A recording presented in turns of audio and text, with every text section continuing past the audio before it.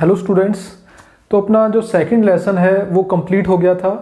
आज अपने शुरू करेंगे आपका लेसन नंबर 3 जिसका नाम है आवर्तबीजी पौधों की बाह्य आकारिकी।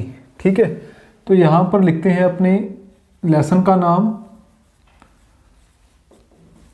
आवर्तबीजी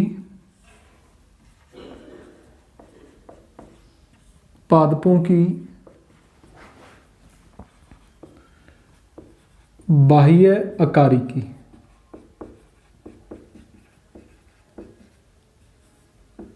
आवर्तबीजी पादपों की बाह्य आकारिकी व लक्षण। तो इसमें अपने पढ़ना है आवर्तबीजी पादपों के बारे में।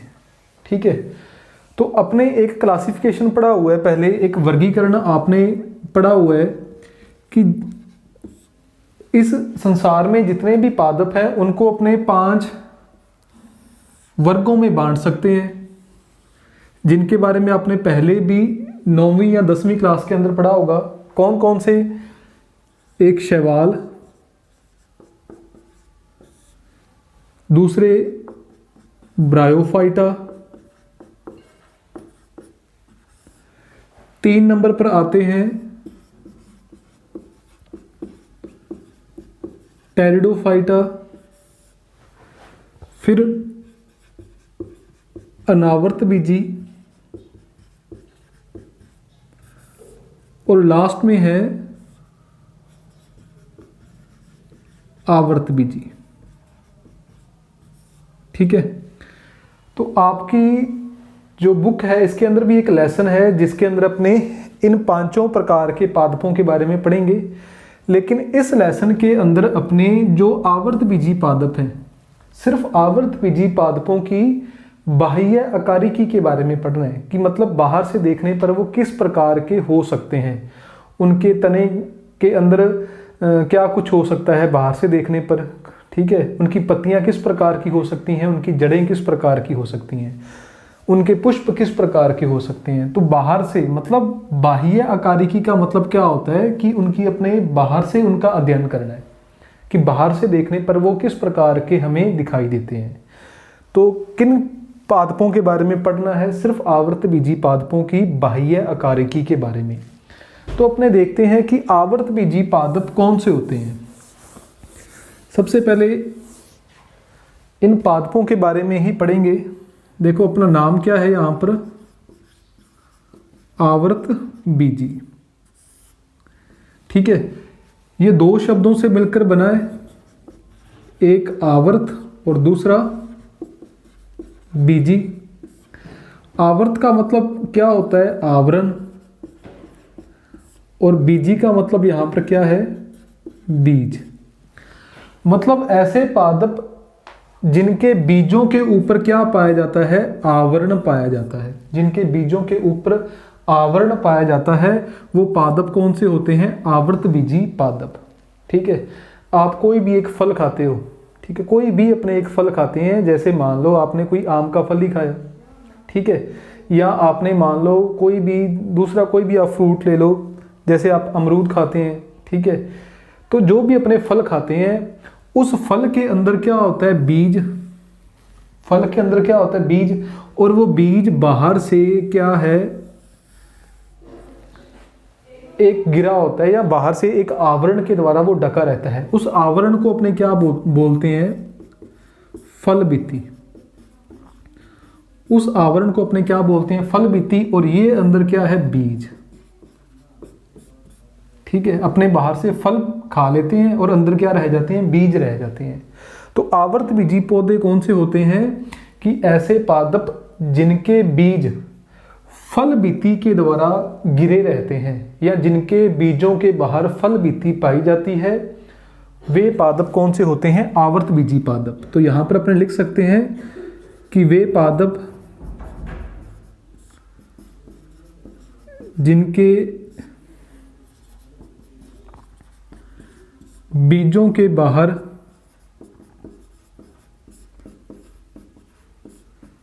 फल भित्ति उपस्थित होती है। ठीक है, कि ऐसे पादप जिनके बीजों के बाहर फल बीती पाई जाती है वे सभी पादप क्या होते हैं, आवर्त बीजी पादप होते हैं। अब अपने पढ़ना है इन आवर्त बीजी पादपों के बाग।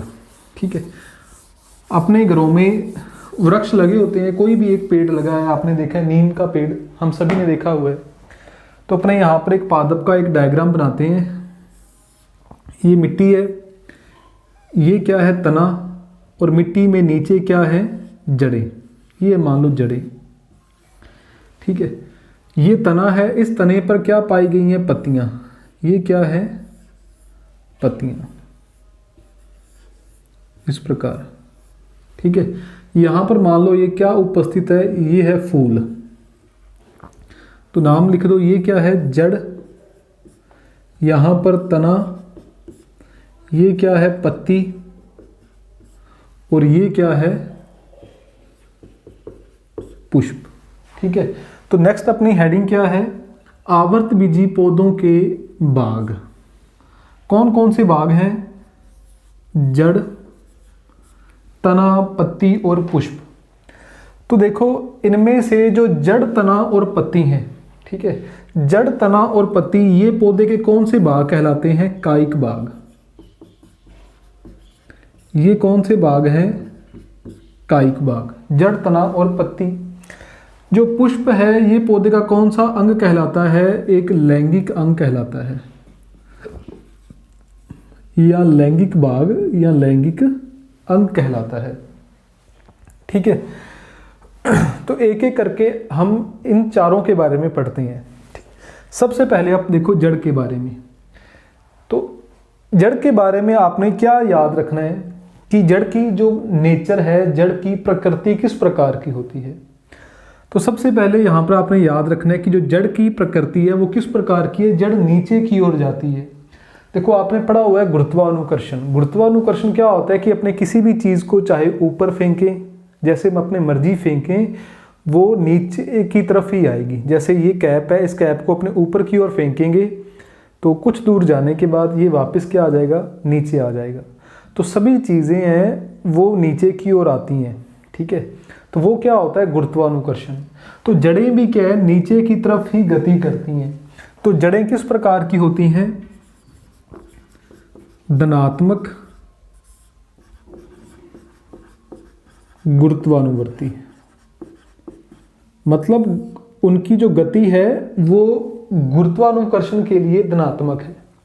फिर दूसरी, जड़ें नीचे की ओर जा रही हैं, मतलब वो प्रकाश, प्रकाश तो यहाँ पर है ना, यहाँ पर है सूर्य, यहाँ पर क्या है, सूर्य, यहाँ पर मिट्टी के बाहर क्या है, प्रकाश, लेकिन जड़ें मिट्टी के अंदर हैं। तो किस प्रकार की होती हैं, ऋणात्मक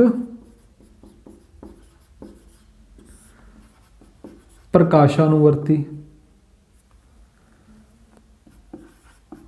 प्रकाशानुवर्ती मतलब प्रकाश की विपरीत दिशा में गति करती हैं। तीसरा, जल के प्रति किस प्रकार की गति होती है। आपने देखा हुआ है कि अपने घरों में पानी को स्टोर करने के लिए डिग्गियां बनी होती हैं। यदि उस डिग्गी के पास कोई प्लांट लगा हुआ है, कोई पादप लगा हुआ है, कोई वृक्ष लगा हुआ है, तो उस वृक्ष की जो जड़ें हैं वो उस डिग्गी के अंदर आ जाती हैं जहां पर अपने पानी स्टोर किया हुआ है मिट्टी के नीचे। तो मतलब पानी की और गति करती हैं। तो किस प्रकार की गति है, धनात्मक जलानुवर्ती। तो ये तीनों चीजें याद रखनी है जड़ के लिए, धनात्मक गुरुत्वानुवर्ती, ऋणात्मक प्रकाशानुवर्ती और धनात्मक जलानुवर्ती। कि जल की और गति करती हैं तो धनात्मक, प्रकाश की विपरीत दिशा में गति करती हैं, प्रकाश से दूर जाती हैं तो ऋणात्मक है, गुरुत्वानुकर्षण की दिशा में ही गति होती है तो धनात्मक है। जड़ का मुख्य कार्य क्या होता है, जल का अवशोषण करना, जल का अवशोषण, ये जड़ का मुख्य कार्य है।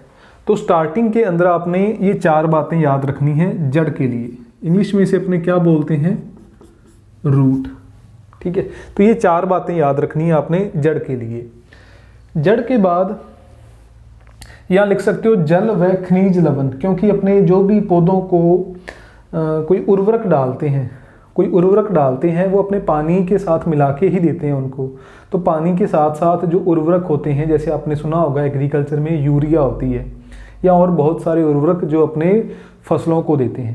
तो किस प्रकार देते हैं, पहले अपने उर्वरक छिड़क देते हैं, फिर ऊपर पानी लगा देते हैं, तो पानी के साथ घुलकर ही वो पौधों में जाते हैं। तो मतलब जड़ें जल के साथ साथ जो खनिज लवण होते हैं उनका भी अवशोषण करती हैं।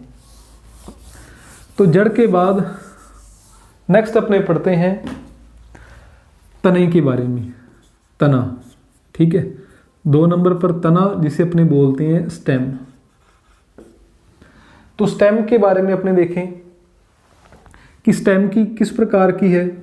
देखो, गुरुत्वाकर्षण क्या होता है कि वो नीचे की ओर चीजें आती हैं, लेकिन तना ऊपर की ओर जाता है, तो इसकी गति ऋणात्मक गुरुत्वानुवर्ती। तो पहली चीज ऋणात्मक गुरुत्वानुवर्ती। ठीक है, दूसरी चीज प्रकाश की ओर। आपने किसी कमरे के अंदर कोई पौधा लगा दिया, ठीक है, कोई गमला लिया, उस गमले में आपने पौधा लगाया और उस गमले को आपने कमरे में रख दिया, और एक दिशा से क्या आ रहा है, प्रकाश आ रहा है। मान लो आपने किसी खिड़की के पास उस गमले को रखा, तो खिड़की में से क्या आ रहा है, प्रकाश आ रहा है। तो आप देखोगे कि जो तने का शीर्ष भाग है वो प्रकाश की ओर गति करेगा, प्रकाश की ओर वो मुड़ जाएगा। तो प्रकाश के लिए अपने लिख सकते हैं किस प्रकार की गति है, धनात्मक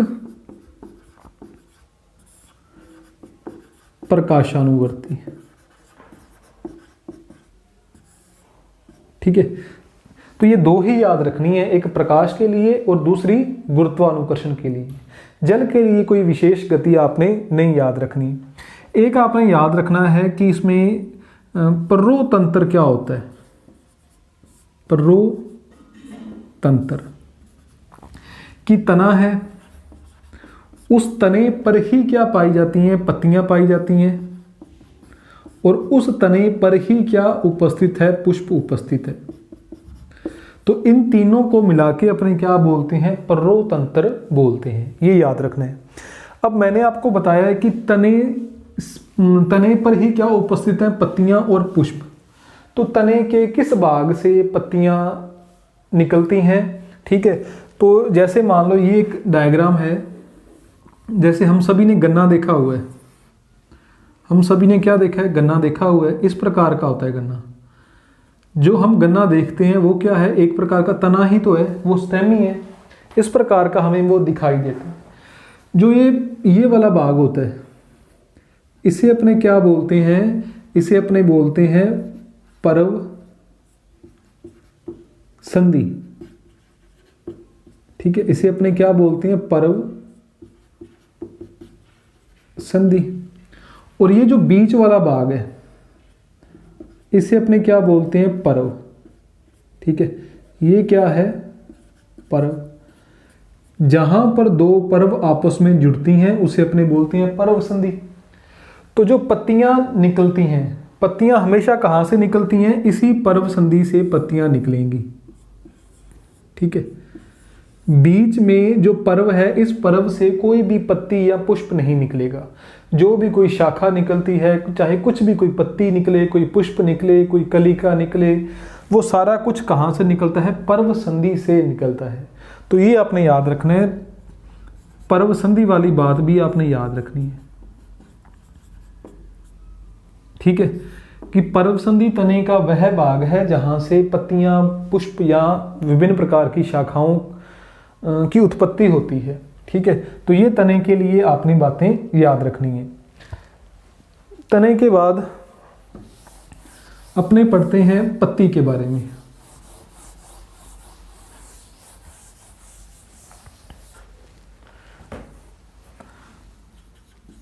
जड़, तना और पत्ती। तीसरा मुख्य भाग पत्ती, जिसे अपने बोलते हैं लीफ। ठीक है, तो पत्ती के बारे में इसकी ज़्यादा डिटेल हम यहाँ पर नहीं पढ़ेंगे। यहाँ पर आपने सिर्फ, मैंने आपको बताया, एक बात याद रखनी है कि जो पत्ती है उस पत्ती का उद्गम स्थल क्या है, पर्व संधि। तने की पर्व संधि से पत्ती की उत्पत्ति होती है। पत्ती का मुख्य कार्य क्या होता है? पत्ती का मुख्य कार्य होता है प्रकाश संश्लेषण करना, प्रकाश संश्लेषण करना, ठीक है। और जड़ का मुख्य कार्य क्या था? जल का अवशोषण करना। अब आपने पढ़ा हुआ है 9वीं या 10वीं क्लास के अंदर कि जड़ों के द्वारा जो जल अवशोषित किया जाता है, जड़ों के द्वारा जो जल अवशोषित किया जाता है वो जल पौधे के अन्य भागों तक किसके द्वारा पहुंचता है, ठीक है। तो यहाँ पर क्या है? ये है जल, ये क्या है? जल। तो ये जल कहाँ पर आएगा? जड़ों में। लेकिन जब वो जल जड़ों में आ जाता है तो उसे पौधे के विभिन्न भागों में ले जाने का कार्य कौन करता है? जाइलम। तो इस जाइलम के बारे में आपने याद रखना है। जाइलम क्या करता है? जल का संवहन, मतलब ये जल को पौधे के विभिन्न भागों में लेके जाता है। जो जल का संवहन होता है वो हमेशा किस दिशा में होता है? नीचे से ऊपर की ओर, नीचे से ऊपर की ओर। क्योंकि सिंपल सी बात है, आप समझ गए होंगे, क्योंकि जड़ें तो नीचे हैं, नीचे से ही जल का अवशोषण होगा तो जल ऊपर की ओर ही जाएगा, नीचे से ऊपर की ओर। और दूसरा आपने क्या याद रखना है? फ्लोएम। फ्लोएम क्या करता है? जो पत्तियों ने प्रकाश संश्लेषण के द्वारा भोजन बनाया है उस भोजन को अन्य भागों तक, चाहे वो जड़ है, चाहे वो तना है, चाहे वो पुष्प है, अन्य भागों तक उस भोजन को कौन पहुंचाता है? फ्लोएम, ठीक है। तो ये भोजन का संवहन करता है, भोजन का संवहन करता है। जो भोजन का संवहन है जो कि फ्लोएम कर रहा है वो दोनों दिशाओं में होता है, ऊपर भी और नीचे भी। क्योंकि देखो पत्ती यहाँ पर भी है और पत्ती यहाँ पर भी है। अब जरूरी थोड़ा ना है कि ये पत्ती जो भोजन है वो सिर्फ इसी दिशा में लेके आएगी, भोजन तो ऊपर भी चाहिए, वो ऊपर भी जा सकता है। या ये जो पत्ती है अब इसके ऊपर कुछ है ही नहीं, खत्म है, तो ज़्यादा भोजन ऊपर नहीं जाएगा, किस ओर आएगा? नीचे। तो जो भोजन का संवहन है फ्लोएम के द्वारा वो दोनों दिशाओं में होता है, नीचे से ऊपर की ओर या ऊपर से नीचे की ओर भी। तो ये दोनों चीज़ें आपने याद रखनी है। फ्लोएम भोजन का संवहन करता है और जाइलम जल का संवहन करता है। ये हमेशा नीचे से ऊपर की ओर, और फ्लोएम मैक्सिमम क्या होता है कि ऊपर से नीचे की ओर, लेकिन दोनों दिशाओं में हो सकता है। तो ये पत्ती के लिए आपने बातें याद रखनी है। नेक्स्ट अपने पढ़ते हैं पुष्प के बारे में।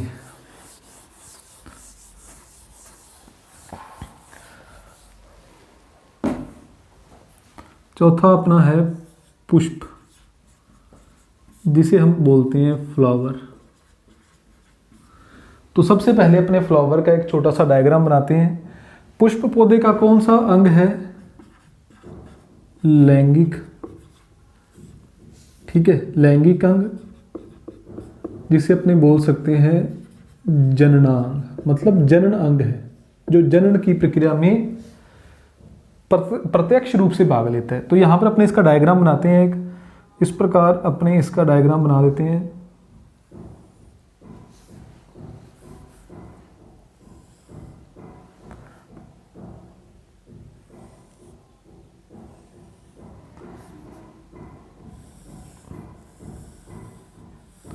आपको जो बायोलॉजी के अंदर जितने भी डायग्राम हैं वो डायग्राम आपको आने चाहिए।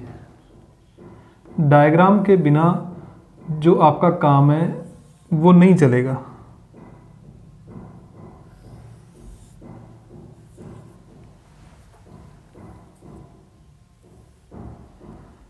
तो इस प्रकार ये अपना जो पुष्प का डायग्राम है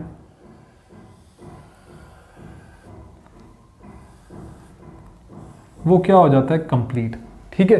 तो इनका अपने नाम लिख लेते हैं जल्दी से। तो ये वाला जो भाग है, नीचे जो डंडी है, ये वाला जो भाग है, इस भाग को अपने क्या बोलते हैं? पुष्पवृंत। पुष्पवृंत। जो फूला हुआ भाग आपको दिखाई दे रहा है, ये वाला भाग, फूला हुआ भाग, इसे अपने बोलते हैं पुष्पासन। पुष्पासन, ठीक है। सबसे नीचे की ओर जो ये वाली चीज आपको दिखाई दे रही है, यहाँ पर ये,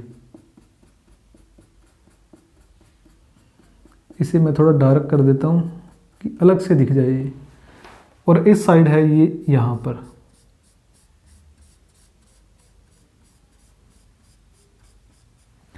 इसे अपने क्या बोलते हैं, इसे अपने बोलते हैं बाह्य दल। और जो अंदर की ओर है ये बड़े आकार की, इसे अपने बोलते हैं दल। ये वाली जो सारी की सारी संरचना है, इस संरचना को अपने क्या बोलते हैं, इन दोनों को मिलाकर पुंकेसर। ठीक है। और ये वाली जो संरचना है, इसके अंदर इस प्रकार की एक संरचना उपस्थित है जिसे बीजांड बोलेंगे, जिसके बारे में अपने आगे पढ़ेंगे। ये वाली जो सारी संरचना है इसे अपने बोलते हैं स्त्री केसर। ठीक है, जायांग, इसे अपने क्या बोल सकते हैं, जायांग भी बोल सकते हैं। तो ये अपना पुष्प का डायग्राम है। पुष्प पौधे का कौन सा भाग है, लैंगिक अंग है या जनन अंग है। ये पुष्प का डायग्राम है और ये पुष्प के क्या होते हैं, भाग होते हैं। कौन कौन से, पुष्पवृंत, पुष्पासन, बाह्य दल, दल, ठीक है, पुंकेसर और स्त्री केसर या जायांग जिसे अपने बोलते हैं। तो इनके बारे में डिटेल में कि ये पुष्पवृंत क्या होता है, पुष्पासन, बाह्य दल, दल, पुंकेसर या जायांग, ठीक है, स्त्री केसर, इसके बारे में अपने आगे डिटेल में पढ़ेंगे जब हम सिर्फ पुष्प के बारे में ही पढ़ेंगे इसी लेसन के अंदर। तो ये आपके पादप के जो 4 भाग हैं वो कंप्लीट हो गए। कौन कौन से, जड़, तना, पत्ती, पुष्प। ठीक है, जड़, तना, पत्ती और पुष्प। याद रखना है ये तीनों कौन से भाग हैं, कायिक भाग हैं। इसका कार्य क्या था, जल का अवशोषण करना। पत्ती का कार्य है भोजन का संश्लेषण करना, भोजन का निर्माण करना। और तने का क्या कार्य है, तने में उपस्थित है जाइलम और फ्लोएम जो संवहन में भाग लेते हैं। पुष्प का काम होता है लैंगिक या जनन में भाग लेता है। ये एक लैंगिक अंग है क्योंकि पुष्प से ही क्या बनते हैं, बीज और फल बनते हैं। तो ये पुष्प का डायग्राम है जिसके बारे में हम आगे पढ़ेंगे। पुष्प के अंदर ही क्या पाए जाते हैं, जनन अंग पाए जाते हैं। ठीक है, नर जनन अंग और मादा जनन अंग इसी पुष्प के अंदर पाए जाते हैं। जो पुमंग या पुंकेसर है वो है नर जनन अंग, और जो स्त्री केसर लिखा था आपने वो है मादा जनन अंग। नेक्स्ट अपने पढ़ते हैं आवर्तबीजी पौधों की आयु। छोटा सा टॉपिक है, आवर्तबीजी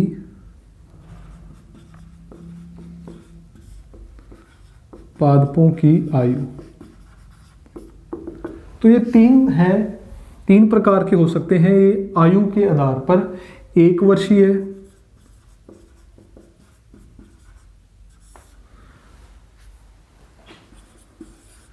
द्विवर्षीय,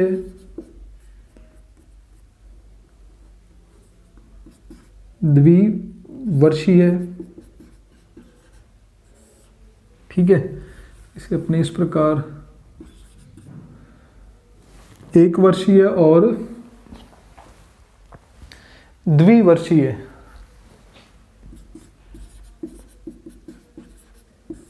और लास्ट में बहुवर्षीय। 3 प्रकार के हो सकते हैं। 1 वर्षीय कौन से होंगे, 1 वर्षीय कौन से होंगे, जो अपना जीवन चक्र, ऐसे पादप जो अपना जीवन चक्र एक ऋतु में, ठीक है, एक ऋतु में या एक वर्ष में पूर्ण कर लेते हैं। ठीक है, मतलब वो एक ही ऋतु के अंदर या एक ही वर्ष के अंदर अपना पूरा का पूरा जीवन चक्र पूर्ण कर लेते हैं। उसी साल या उसी ऋतु के अंदर वो अपनी कायिक वृद्धि करते हैं। उसी ऋतु या उसी साल में उनमें बीज लगते हैं और उनकी मृत्यु हो जाती है। इसके अंदर कौन से उदाहरण हैं, जैसे फसली पौधे, जितनी भी आपकी फसलें हैं, फसली पादप, वो सारे के सारे किसमें आते हैं, 1 वर्षीय के अंदर आते हैं। जैसे आपकी बुक के अंदर एग्जाम्पल लिखे हुए हैं, गेहूं, जौ, चना। ठीक है, गेहूं, जौ, चना। ठीक है, तो जितने भी फसली पादप हैं ये इनको अपने उसी सीजन के अंदर बोते हैं, उसी सीजन के अंदर ये उगाते हैं, इनकी कायिक वृद्धि होती है, इन पर पुष्प लगते हैं और उनसे बीजों का निर्माण हो जाता है और उनकी मृत्यु हो जाती है। तो जो अपना जीवन चक्र एक ऋतु में या एक वर्ष में पूर्ण कर लेते हैं वो है एक वर्षीय पादप। द्विवर्षीय पादप कौन से होंगे? जो अपना जीवन चक्र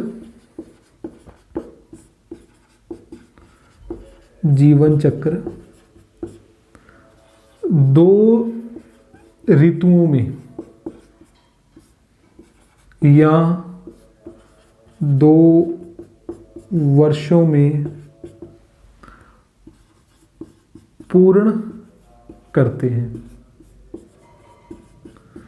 जो अपना जीवन चक्र 2 ऋतुओं के अंदर या 2 वर्षों में पूरा करते हैं, मतलब एक साल में या एक ऋतु में तो उनकी कायिक वृद्धि होती है और दूसरे वर्ष या दूसरी ऋतु में उनसे पुष्प लगते हैं और उनसे बीजों का निर्माण होता है। कि पहले वर्ष तो सिर्फ या पहली ऋतु में या पहले वर्ष उनमें सिर्फ कायिक वृद्धि होती है, ठीक है, कि उनकी लंबाई बढ़ेगी, और दूसरी ऋतु में या दूसरे साल क्या होगा, उन पर पुष्प लगेंगे, उनसे बीजों का निर्माण होगा। तो अपना जीवन चक्र वो 2 वर्षों में या 2 ऋतुओं में पूरा करते हैं। जैसे इसके अंदर जो एग्जाम्पल दिए हैं आपकी बुक के अंदर वो है जैसे गाजर, मूली, चुकंदर। इनमें क्या है कि एक वर्ष तो इनकी कायिक वृद्धि होती है, गाजर, मूली, चुकंदर। एक वर्ष तो इनमें कायिक वृद्धि होती है और दूसरे वर्ष इन पर क्या लगते हैं, फूल और बीजों का निर्माण आगे होता है। बहुवर्षीय पादप कौन से हैं कि जिनका जीवन चक्र 2 से, जो अपना जीवन चक्र 2 से ज़्यादा सालों में पूर्ण करते हैं।